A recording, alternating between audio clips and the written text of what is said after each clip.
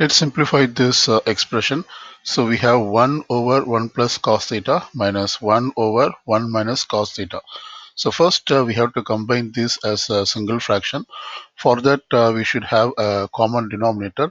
However, looking at these fractions, we have the denominators 1 plus cos theta and 1 minus cos theta. So since these two denominators are different, we have to find the least common denominator. The easy way to find the least common denominator is just to get the product of these two denominators.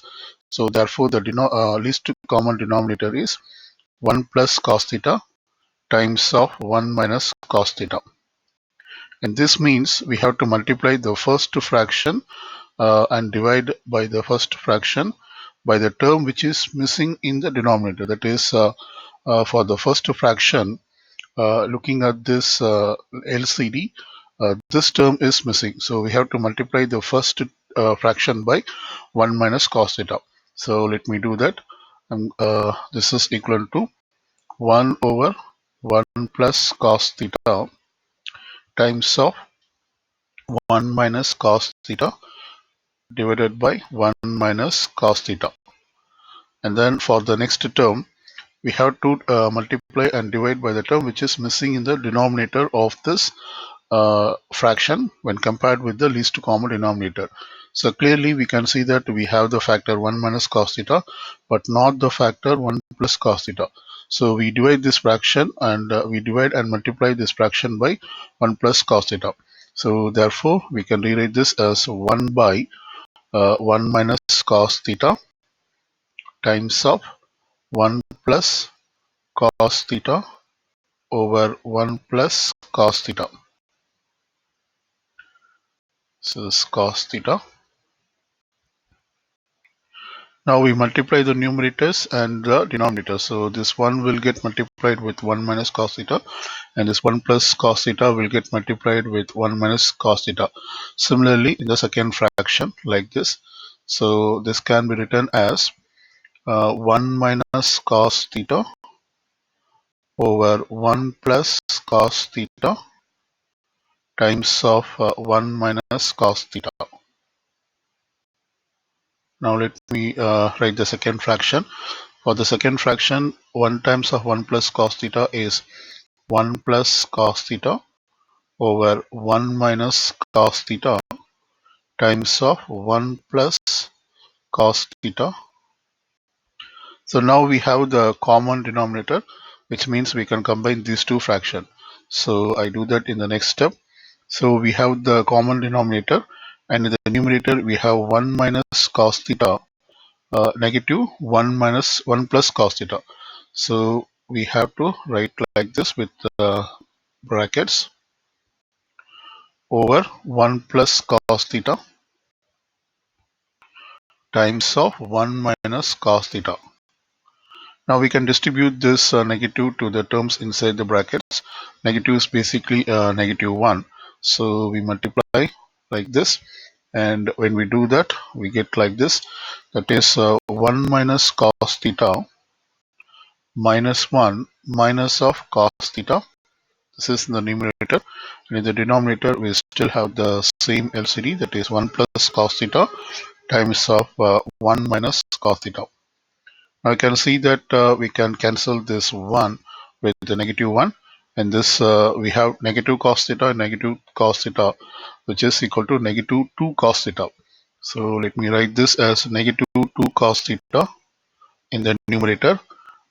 We now simplify the denominator using the difference of squares identity. That is, we have a squared minus b squared. This is equal to a plus b times of a minus b. So clearly we can see that this is a and this is b. That is, one is a, cos theta is b, and here as well we have a and b. So this could be considered as a plus b times of a minus b, which means it could be rewritten as a squared minus b squared. So let me put a squared as 1 squared minus, instead of b we have cos theta. So therefore this becomes cos squared theta. We now use the Pythagorean identity to simplify this. We know the Pythagorean identity, that is cos squared theta plus sin squared theta equals 1. So using this, we can solve for 1 minus cos theta, 1 minus cos square theta. I subtract cos square theta from both sides. Then I will have sin square theta on the left side. This is equal to 1 minus of cos square theta. So basically this is a result of this Pythagorean identity.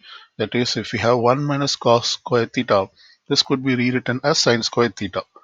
So let's rewrite this in this fraction. The numerator as negative 2 cos theta over 1 minus cos square theta is sin square theta. So I rewrite this as sin square theta. Now the next step, I'm going to rewrite this as like this, that is negative 2 cos theta I have in the numerator, and the 1 divided by sin square theta. So I write down sin square theta as sin theta times of sin theta. Therefore this could be written as 1 by sin theta, because when we multiply these two sin theta we get sin square theta. So now we can use the reciprocal identity as plus the quotient identity. We have this cos theta over sin theta and then 1 over sin theta, and this is equivalent to cotangent theta, that is COT theta, and this 1 over sin theta, which when we use the reciprocal identity, this is equal to cosecant theta. So therefore we have negative 2 times of cotangent theta times cosecant theta. So this is the simplified form of the given identity without involving any fractions.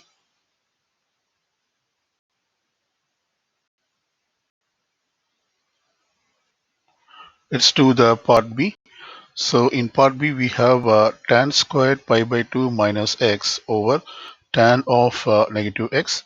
So first I'm going to rewrite this tan squared pi by 2 minus x as tan of pi by 2 minus x quantity square. These, sorry about it, these are exactly the same. That is, suppose if we have any trigonometric expression like sine squared x, this is identical or equivalent to sine x quantity square. So in the same way, we could rewrite this as tan squared pi by 2 minus x as tan of pi by 2 minus x quantity square. And in the denominator, I'm going to use this identity, that is tangent of negative x is equivalent to negative tan x. So let me replace the denominator as negative tan x. Now if you look at this identity, we have this tangent of pi by 2 minus x is equal to cotangent of x, which means I can replace the tangent of pi by 2 minus x inside the brackets as cotangent of x.